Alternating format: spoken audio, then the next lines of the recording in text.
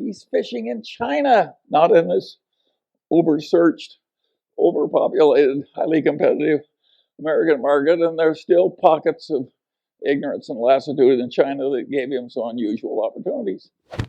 But this business, why does Li Lu succeed so mightily? Well, partly he's sort of a Chinese Warren Buffett. That really helps. And partly he's fishing in China, not in this oversearched, overpopulated, highly competitive American market. And there's still pockets of ignorance and lassitude in China that gave him some unusual opportunities. The first rule in fishing has always been fish where the fish are. And the second rule of fishing has always been don't forget rule number one. And Li Lu just went where the fishing was good.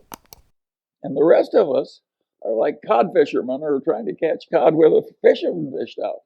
It doesn't matter how much you work when there's that much competition. Every little idea I see in the world, some are going after. I sat once on an investment committee at the University of Michigan, and in came one of their successful investors, located in London. And what had this investor done in London? He decided to invest in sub-Saharan Africa. The only marginal securities were a few banks that traded in the pink sheets. So he would buy very tiny quantities of these banks. And every time some poor person got tired of having the money in the mattress and put it in a bank, he did a little better.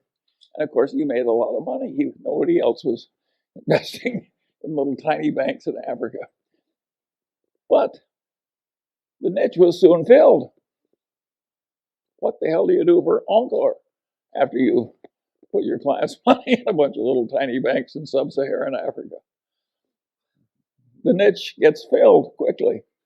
And how many wonderful niches are there going to be when some guy in London is buying all these tiny little bank stocks in Africa? It's hard.